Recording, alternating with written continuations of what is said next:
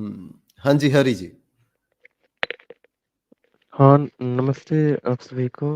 नमस्ते। Hello sir. Hello. मेरी आवाज़ आ रही है आप लोग को? हाँ सर, आ रही है, आप बोलें। अ,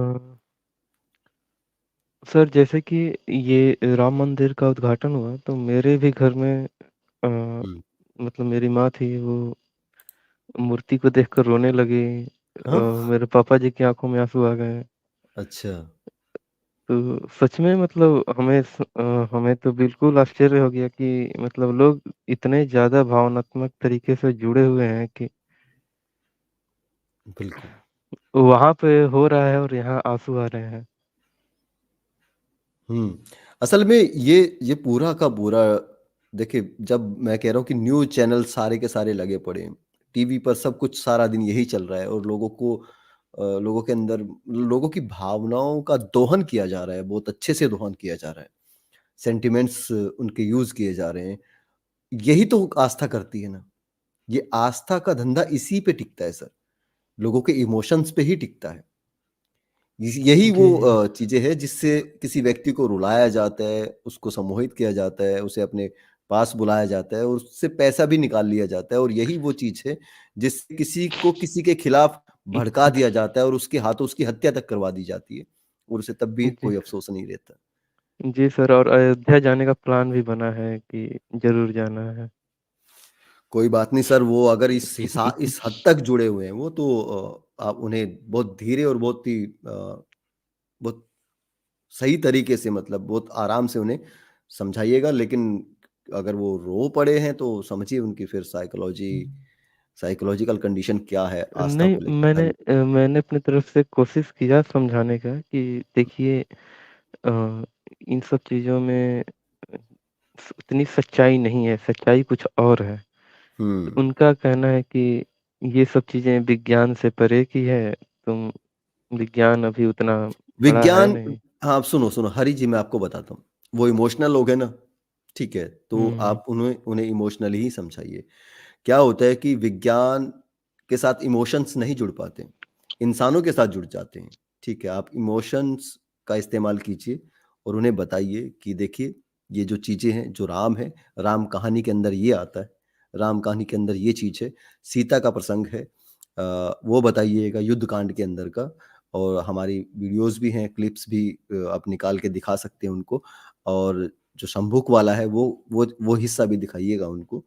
तो ये सब चीज़ें हो जाएँगी। क्योंकि वहाँ पे इंसानों की बात हो रही है, वहाँ पे सीता जी है वो एक उनके साथ अगर उनकी राम के साथ भावनाएँ जुड़ी हुई हैं तो सीता के साथ भी जुड़ी होंगी और लगभग रामायण के हर पात्र के साथ उनकी जुड़ी हुई जो ज़रूर जुड़ाव महसूस करेंगे वो।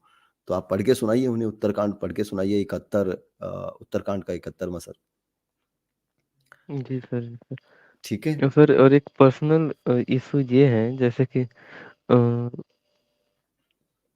हम मतलब इन लोगों को मेरे शादी अभी होने को है हुँ। और उसमें भी अ, मतलब यही है देखा जा रहा है कि मतलब अब जैसे कि हम लोग ब्राह्मण परिवार से हैं यहाँ पे, हुँ, ठीक है? हुँ, हुँ, हुँ, तो अब है कि भाई ब्राह्मण लड़की ही है, तो हुँ। ये थोड़ा-सा हमने मना कर दिया कि देखिए हमने अपने घर में बोल दिया कि मैं ना हिंदू हूँ, ना मैं कोई किसी धर्म को मैं नहीं मानता।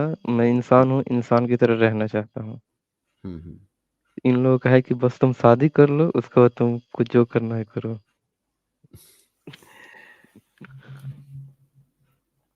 देखिए, शादी आप कर रहे हैं, आपका हाँ, ठीक है, शादी एक परिवार के साथ होती है देखा जाए तो कल्चरली जो शादी का जो सिस्टम है, लेकिन रैशनली जब आप देखेंगे तो आपको ज़िंदगी आपको बितानी है। उस इंसान से कीजिए जो इंसान आपको समझे, आपको देखिए आप अपनी विचारधारा तो बदल नहीं सकते अब बिल्कुल भी, आप वापस नहीं जा सकते। आप वहाँ से हुँ, निकल हुँ। आए, तो आप वापस नहीं जा सकते, वो चीज़ें आपको कचोटेंगी बाद में, परेशानी होगी। तो जिससे भी आपकी शादी हो तो उन्हें अपनी विचारधारा, अपने विचार बताएँ कि मैं इस तरह का इंसान हूँ और क्या आप मेरे साथ ज़िंदगी बिताना चाहोगे? चाहे वो फिर वो उनकी हुँ, जो हुँ। रिएक्शन है वो देखें जो आपको समझे यार, उसके साथ शादी करो, ठीक है? सर चाहे वो उससे किसी भी दिक्कत कास्ट नहीं की हो, है, दिक्कत है चाहे ना वो आपके कि ही कास्ट की क्यों ना हो, कोई फ़र्क नहीं पड़ता उस चीज़ से।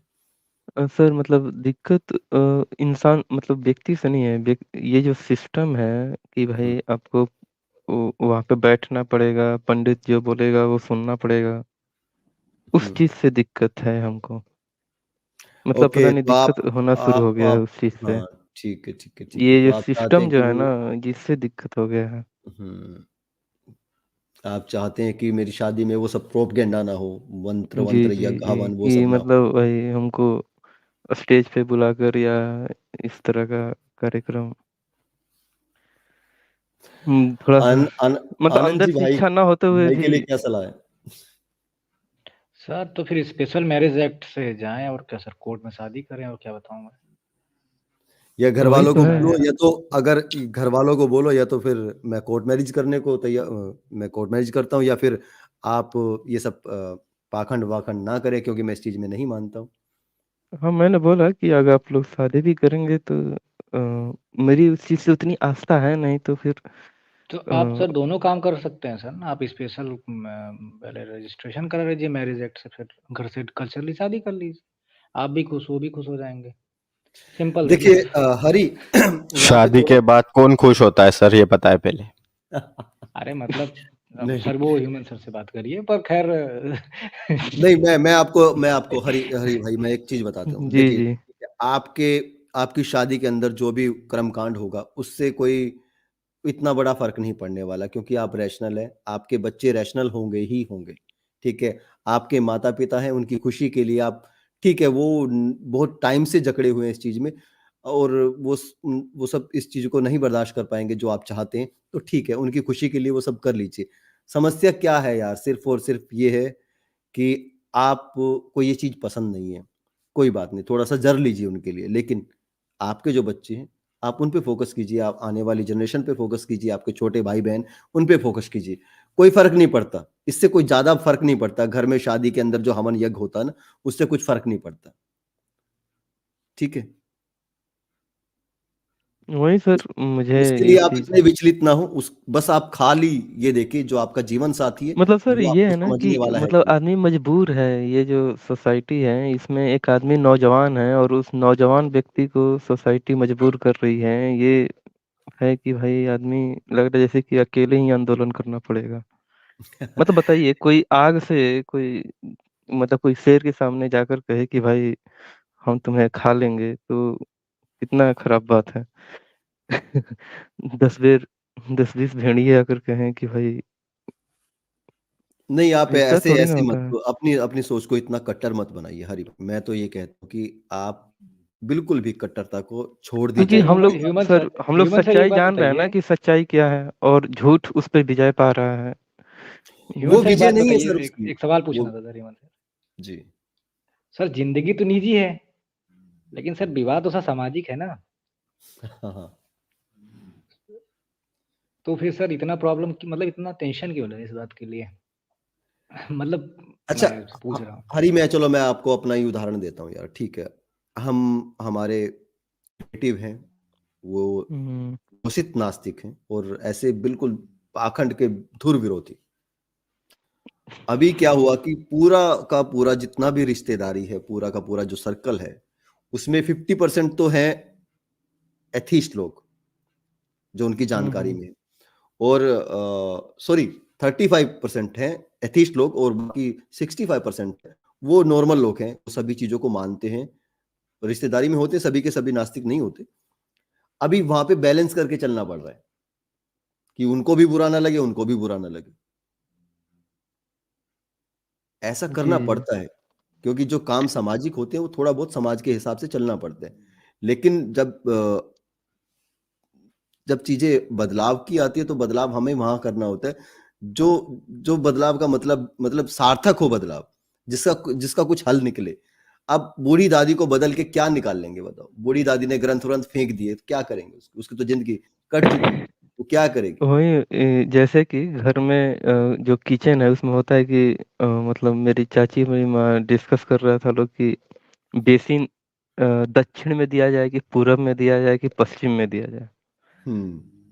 तो हम बोले भाई जिधर जिधर अच्छा लगे उधर दे दिया जाए, तो कहे हम्म, ना ना ना।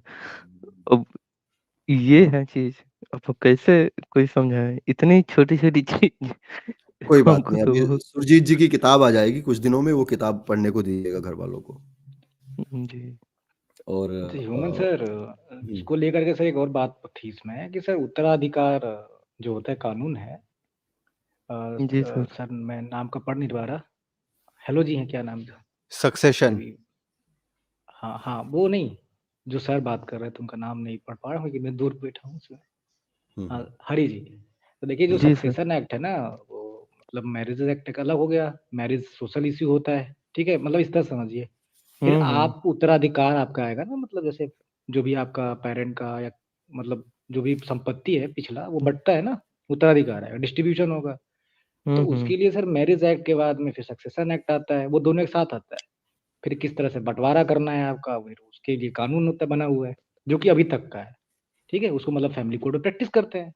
समझ रहे हैं हमारी बात? अगर आप इस पे मतलब खुद जा करके कोर्ट मैरिज कर लेते हैं, पर आपके ऊपर सक्सेशन एक्ट वैसे ही लागू होगा जैसे हिंदू कोड बिल में लिखा हुआ है। समझ रहे हैं? क्योंकि आप हिंदुज्म से बिलोंग कर रहे होते हैं अभी के लिए, क्योंकि सहूलियत है ना, उसमें कानून बन चुका है पहले से। समझ रहे जी हैं? सर। जी जी।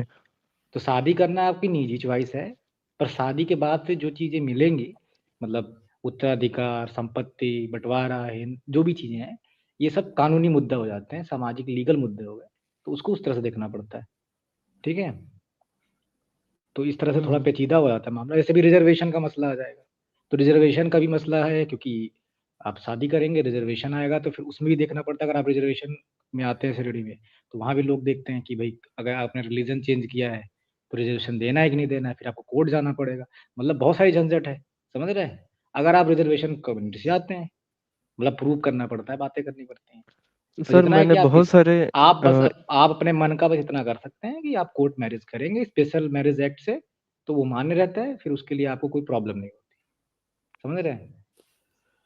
सर एक चीज आपके और साथ है, फिर हमारा फिर हमारा जो आपके साथ आगे सिस्टम है ना। सक्सेशन एक्ट आपके साथ सक्सेशन एक्ट लगेगा सर ना, आप उससे नहीं बच सकते हो। हिंदू कोड बिल लगेगा आपके ऊपर, अगर आप हिंदू फैमिली से आते हो तो उससे कैसे बचोगे आप? मेरी सर बात समझ रहे एक्चुअली मान हैं? लीजिए मैं तो मतलब अपने हिसाब से छोड़ दिया हूँ मैं। तो क्या मतलब इसके लिए क्या मुझे कोई लिखित प्रमाणित करना पड़ेगा क्या कि मैं, नहीं, वो होता देख जैसे कि मैं सिंपल सी जनेऊ बात ये है पहनता कि था, मैंने जनेऊ पहनना छोड़ दिया लगभग 1 साल पहले, हम्म, जब से आप लोग को सुना। तो जनेऊ सर ये आपका सामाजिक जिंदगी वो था ना, मतलब लाइक कल्चर था, कल्चरल सेरेमनी थी, आपने छोड़ दी। उससे हम्म। मतलब समाज पे कोई प्रभाव पड़ा? बताइए, आपने अगर जनेऊ छोड़ दिया तो इससे क्या प्रभाव पड़ा समाज में? इससे क्या है, हमारे और आपके बीच में संपत्ति का बंटवारा झगड़ा हो गया क्या? दीवानी चल रही है हमारे आपके बीच में? क्या फिर आपके भाई भाई में दीवानी चल रही? होता क्या है कि जब मैरिज करेंगे आप तो संपत्ति का बंटवारा करेंगे ना, आपके पापा का जो भी संपत्ति है वापस आपके पास आएगा ना, आपके भाइयों में डिस्ट्रीब्यूट होगा। फैमिली शुरू करने वाले हैं आप, समझ रहे हैं? तो फिर वहां पे कोर्ट डिस्प्यूट बनता है ना, मतलब दरअसल एक कानूनी मसला है। हरि हम जी। विवाह जी करना जी। कानूनी मसला है ना सर। विवाह हाँ, करेंगे तो डाइवोर्स भी लेंगे आप, तो डाइवोर्स की भी प्रोविजंस हैं, समझ रहे हैं? चलिए उसमें भी चलिए जाना एक पड़ता काम है। करते हैं, तो सर आपको एक कानून में आपको आपको कानून नहीं बता पाऊंगा, पढ़ाऊंगा सर यहाँ पे। चलिए चलिए, ह्यूमन सर, ठीक है हरि जी, हरि बाकी जी, हरि जी, आप सर समय कम जी एक्सपीरियंस सर। एक्सपीरियंस इंसान से बात कर लीजिए, वो ह्यूमन सर आपको बताएंगे, मैं तो लीगली बात बोल रहा नहीं, था। हरि जी, अभी जो कमान है वो आपके माता-पिता के हाथ में है, और कभी ना कभी कमान आपके हाथ में भी आएगी, तो फिर आप जैसी चाहे आज़ादी देना अपने बच्चों को, और अपने आस-पास के अपने छोटे भाइयों को, जिन जिन पे जो भी आपके अधिकार क्षेत्र में आते हैं। अभी जिनके आप अधिकार क्षेत्र में आते हैं, तो आपको थोड़ा-सा उनके साथ एडजस्ट करना ही पड़ेगा, ना तो उन्हें बुरा फ़ील कराइए, ना खुद को बुरा फ़ील कराइए। ठीक है, रैशनल हो गए हैं, ठीक है, कोई बात नहीं। आप जो भी कर रहे हैं, तो आप ये कहते हुए करें घरवालों को कि देखिए मैं आपकी खुशी के लिए कर रहा हूँ, मुझे इस चीज़ में विश्वास नहीं है। तो वो भी फिर आपकी खुशी का ख़्याल रखेंगे ही, क्योंकि वो आपके माता-पिता हैं, कोई बेगाने नहीं हैं, कोई दूसरे नहीं हैं, ठीक है ना? तो वो भी आपकी बात का मान रखेंगे कभी ना कभी, जब आप उनकी बात का मान रख रहे हैं, ठीक है? तो एडजस्ट करना पड़ता है थोड़ा बहुत, और कट्टरता पूरी तरह ठीक नहीं होती किसी भी चीज़ को लेकर। हमें फ्यूचर को बदलना है, हमें इतिहास को नहीं बदलना है। माता-पिता, दादा-दादी ये सब इतिहास होते हैं, हम वर्तमान हैं। हम वर्तमान में खड़े होकर भविष्य की ओर देखते हैं। हमें अतीत की तरफ नहीं देखना है। ठीक है, अतीत से हमने जी जो सर, लेना था एक ले चीज़ लिया। सर एक चीज़ छोटा-सा है सर, हुँ, जैसे कि सर हम कोई फॉर्म फिल करते हैं मतलब गवर्नमेंट हुँ, मतलब कोई हुँ, भी फॉर्म फिल हुँ। करते हैं, तो उसमें पूछता है कि आपका रिलीजन क्या है? तो उसमें अभी अ, कॉलम नहीं है, अभी जी। एथिस्ट कॉलम नहीं है। हम भी चाहते हैं कि ऐसा कॉलम होना चाहिए और जी ये सर, ऐसा लैंग्वेज होनी कॉलम चाहिए। होना चाहिए। बिल्कुल होनी चाहिए, बिल्कुल, बिल्कुल। हम भी इसकी डिमांड करते हैं। ठीक है, जब और ये होगा जब माँग उठेगी और बड़े स्तर पर माँग उठेगी तो ये करना पड़ेगा और संविधान इसलिए तो बनाया गया है, इसीलिए उसके अंदर जगह दी गई। हेमंत सर, भारत एक धर्म प्रधान देश है सर, जी। और डेमोक्रेसी में प्रधानता को ही तवज्जो दी जाती है। सिंपल। हमें तो नहीं लग रहा इतना जल्दी होने वाला है। आप अरे हो जाएगा सर, नास्तिकों की संख्या बढ़ जाएगी, सब पे कॉलम बढ़ जाएगा, अपने आप बिल्कुल। बढ़ जाएगा। ज़रूरत ही नहीं पड़ेगी सर आपको। आप आज ही स्टेटस ले सकते हैं नास्तिक की। आपको सुप्रीम कोर्ट जाना पड़ेगा या हाई हुँ, कोर्ट जाएँगे, वहाँ पे दायर करिए और बताइए कि मैं नास्तिक बनना चाहता हूँ, तो दे देंगे आपको, स्टेटस दे देंगे बिल्कुल, आपको। बिल्कुल। लिया भी है, आप देखें गूगल करके 2-3 लोगों ने तो ले भी लिया है। केरला में वुमेन है, हुँ, उन्होंने लिया है। लेकिन एक सर आजकल हरियाणा में मोदी जी का एक पिक्चर एक मज़ेदार था हमको लगा, उनका विष्णु अवतार। Okay, thank you. चलिए, ओके, थैंक यू सर, शुक्रिया। Thank you so much sir. Okay, human science sir, Anand sir, Saurabh sir, okay, शुक्रिया। नमस्कार। नमस्कार।